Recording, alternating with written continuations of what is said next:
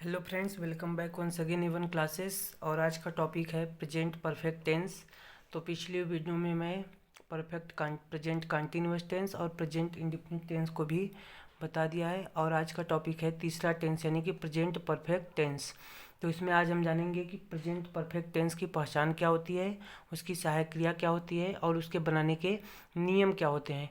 इसमें हम कुछ विशेष नियम भी जानेंगे। इसमें एट का प्रयोग कब किया जाता है, इसमें भी इसी वीडियो में हम उसको जानेंगे।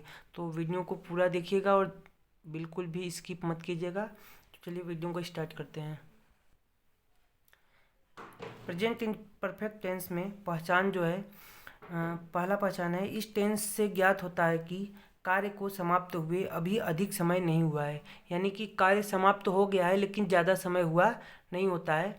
और दूसरी इसकी पहचान होती है कि वाक्य के अंत में चुका है, चुकी है, चुके हैं, या है, आ है, ये हैं आदि शब्द आते हैं। वाक्य के अंत में हम किसी भी सेंटेंस को वाक्य के अंत से पहचानते हैं। तो अगर वाक्य के अंत में चुका है, चुकी है, चुके हैं या फिर या है, आ है, ए है आदि शब्द लगे होते हैं तो हम पहचान जाते हैं कि वो प्रेजेंट परफेक्ट टेंस है। उसी के अनुसार हम उसकी नियम को बनाते हैं।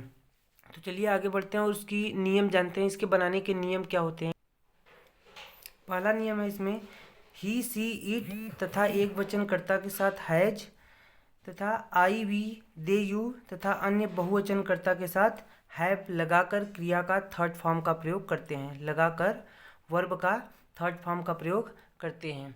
यानी पहला नियम में इसमें एक वचनकर्ता के साथ हैज, बहुवचनकर्ता के साथ हैव लगाकर वर्ब का थर्ड फॉर्म का प्रयोग करते हैं। जैसे प्रेजेंट कंटिन्यूअस टेंस में क्रिया में आईएनजी जोड़ते थे, वैसे इसी में प्रेजेंट परफेक्ट टेंस में क्या होता है कि वर्ब का थर्ड फॉर्म का प्रयोग करते हैं। और इसका दूसरा नियम है कि निगेटिव सेंटेंस में हैज हैव के बाद नॉट लगाया जाता है। हैज हैव के बाद क्या कर देते हैं, नॉट लगा देते हैं। जैसे पिछली वीडियो में मैंने कंटिन्यूअस टेंस में पढ़ाया था कि ईजेमार के बाद नॉट लगाते हैं, ऐसे ही इसमें भी हैज और हैज या हैव के बाद नॉट का प्रयोग कर देते हैं निगेटिव सेंटेंस में। जब सेंटेंस में नहीं आता है, नॉट रहता है, तब फिर हम उसमें क्या करते हैं, हैज या हैव के बाद नॉट का प्रयोग कर देते हैं। ऐसे ही इंट्रोगेटिव सेंटेंस में क्या होता है कि यदि वाक्य क्या से प्रारंभ होता है तो हैज या हैव को कर्ता से पहले लिख देते हैं। हैज या हैव को कर्ता से पहले लिख देते हैं। और इंट्रोगेटिव में दूसरा नियम होता है कि यदि प्रश्नवाचक शब्द जो होते हैं वाक्य के बीच में आए होते हैं, जो प्रश्नवाचक शब्द होते हैं वो अगर वो वाक्य के बीच में आए होते हैं तो उसकी अंग्रेजी सबसे पहले लिखते हैं। तो उसकी अंग्रेजी सबसे पहले लिखते हैं। यही इसका नियम होता है। 4 नियम है, आसानी से बना सकते हैं आप। साधारण वाक्य में क्या करते हैं, एक वचनकर्ता के साथ हैज लगाते हैं और बहुवचनकर्ता के साथ हैव लगाते हैं। निगेटिव सेंटेंस में क्या नियम है कि हैज या हैव के बाद नॉट का प्रयोग कर देते हैं। और इंट्रोगेटिव में इसका नियम है कि अगर वाक्य क्या से प्रारंभ होता है, इंट्रोगेटिव 2 नियम से बनता है। यदि वाक्य क्या से प्रारंभ होता है तो हैज या हैव को क्या कर देते हैं, केवल कर्ता से पहले कर देते हैं। लेकिन यदि प्रश्नवाचक शब्द जो होता है वो बीच में होता है, शुरुआत में न होकर बीच में आए, तो उसकी अंग्रेजी सबसे पहले लिखेंगे, उसके बाद सहायक क्रिया, उसके बाद कर्ता लगा के हम सेंटेंस को बनाते हैं।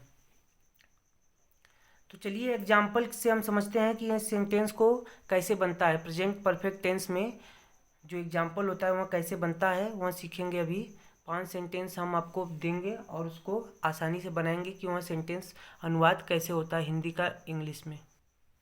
तो पहला एग्जाम्पल है इसमें, मैं अपनी पुस्तक पढ़ चुका हूँ। मैंने पहचान में पहले बता दिया था कि अगर चुका है, चुके हैं तो प्रेजेंट परफेक्ट टेंस सहायक क्रिया उसमें हैज हैव लगेगा और क्रिया का थर्ड फॉर्म का प्रयोग करेंगे। तो मैं है तो यानी मैं करता है तो इसके साथ होगा आई, आई बहुवचन है तो इसके साथ होगा हैव, आई हैव। पढ़ना का होता है रीड, पढ़ना का होता है रीड। और रीड का थर्ड फॉर्म भी होता है रीड ही होता है। रीड का थर्ड फॉर्म होता है रीड ही होता है। और आई हैव रीड, क्या पढ़ चुका हूँ, अपनी पुस्तक। तो अपनी पुस्तक आई के साथ मैंने पहले ही बता दिया कि आई के साथ अपनी के लिए लिखता है my. I have read my book, पुस्तक का होता है बुक। इस प्रकार से आप सेंटेंस को आसानी से बना सकते हो। और अगला एग्जाम्पल है आपका, बढ़ई ने आज एक सुंदर मेज बनाई है यानी कि प्रेजेंट परफेक्ट टेंस। ई है, बताए थे कि वाक्य के अंत में ई है रहता है, तभी हम प्रेजेंट परफेक्ट टेंस उसे मानते हैं और उसी के नियम के अनुसार इसको बनाते हैं। तो बढ़ई इसमें सब्जेक्ट यानी करता है तो बढ़ई की अंग्रेजी होती है कारपेंटर, CARPENTER। कारपेंटर, कारपेंटर नाम है तो इसका मतलब एक वचन है, तो एक वचन के साथ हम क्या लगाएंगे, हैज। Carpenter has. अब उसके बाद हैज के बाद नॉट नहीं है तो हम नॉट नहीं लगाएंगे। उसके बाद क्या है, वर्ब। वर्ब क्या है, बनाना। बनाना मेक, यानी मेक का थर्ड फॉर्म होता है made, MEADE, made. The carpenter has made, क्या बनाई है, एक सुंदर मेज। क्या बनाया है, एक सुंदर मेज। तो क्या होगा, ए ब्यूटीफुल, TIFUL, ब्यूटीफुल मेज का होगा टेबल, ये ब्यूटीफुल टेबल। कब बनाई है, आज बनाई है, तो ए ब्यूटीफुल टेबल टुडे।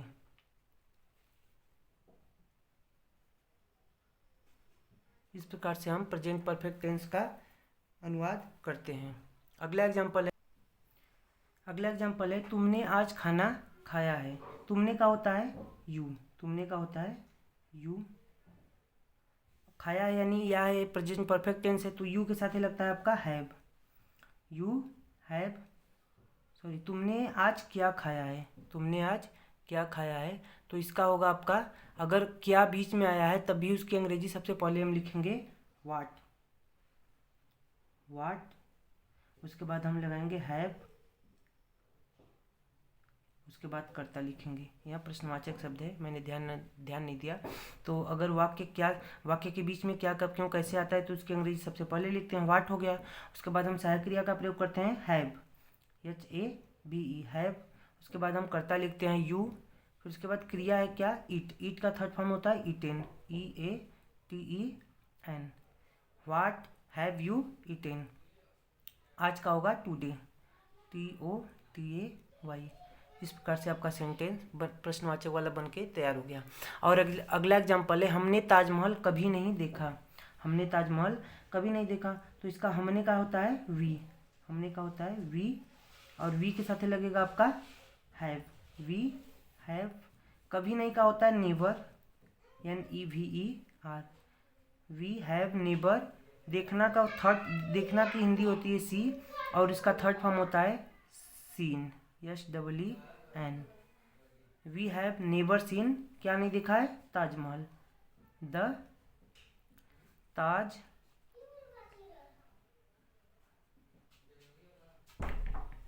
महल। इस प्रकार से हम सेंटेंस को आसानी से बना लेते हैं। We have never seen the Taj Mahal. तो हम ताजमहल से पहले द का प्रयोग क्यों कर दिए, ताजमहल से पहले हम द का प्रयोग इसलिए किए क्योंकि अगर संसार में कोई भी चीज़ एक है, पूरे संसार में, चाहे सूर्य हो, चाहे चंद्रमा हो, चाहे पृथ्वी हो, जो पूरे संसार में केवल एक होता है, उससे पहले हम द का प्रयोग करते ही करते हैं। और जब सुपरलेटिव डिग्री का प्रयोग करते हैं तभी उससे पहले द का प्रयोग किया जाता है। द का प्रयोग आर्टिकल्स होता है, ए एन द का प्रयोग मैं एक वीडियो में मैं आपको बता दूंगा कि ए एन द का प्रयोग कब किया जाता है। तो अगला एग्जाम्पल है आपका, क्या वे दिल्ली से अभी नहीं आए हैं। क्या वे दिल्ली से अभी नहीं आए हैं। तो अगर वाक्य क्या से प्रारंभ होता है, तो मैंने पहले ही बता दिया था कि क्या से प्रारंभ होता है तो सहायक क्रिया को पहले लिखते हैं। तो वे करता है, वे के साथ सहायक क्रिया होगा, दे के साथ होगा हैव। तो हैव को पहले लिख देंगे हम, हैव, और उसके बाद वे की अंग्रेजी होगी दे,